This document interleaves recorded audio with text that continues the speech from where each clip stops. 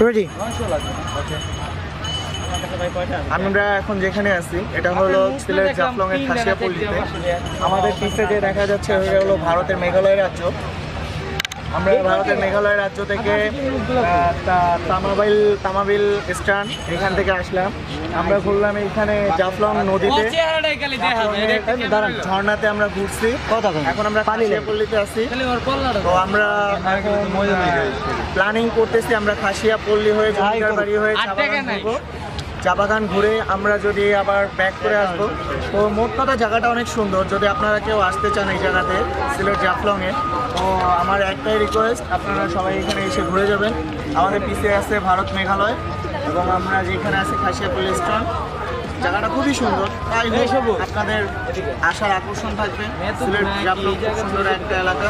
শাহজালাল শাহপরান মাজার আছে এইখানে, হাসন রাজার মাজার আছে। সবাই করতে পারবেন আর কি। এখানে আসার জন্য কষ্ট করতে হয় আমাদের। জাফলংয়ে আসলে কষ্টটা আছে। মূলত এখানে নদী আছে, এখানে সুন্দর পাথর আছে, সুন্দর রিসোর্ট আছে, খাবার দাবারের সুব্যবস্থা দেওয়া আছে। রিসোর্ট দেওয়া আছে সুন্দর। এখানে খাসিয়াপল্লী আছে, সবাই ঘুরতেছে, এখানে সবাই খাওয়া দাওয়া করতেছে। সুন্দর রিসোর্ট আছে, ব্যবস্থা করা আছে।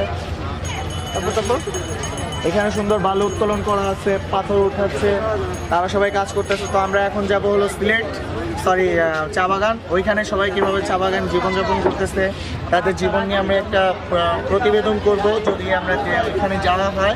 তো ওইখানে একটা প্রতিবেদন করার পর ওইখানে তারা যে কাজ করতেছে, সারাদিন কতগুলো কষ্ট করতেছে, কত টাকা ইনকাম আর্ন করতেছে, ওদের জীবনযাপন নিয়ে আমরা একটা প্রতিবেদন করব। আশা করি আপনারা দেখবেন। Let's start.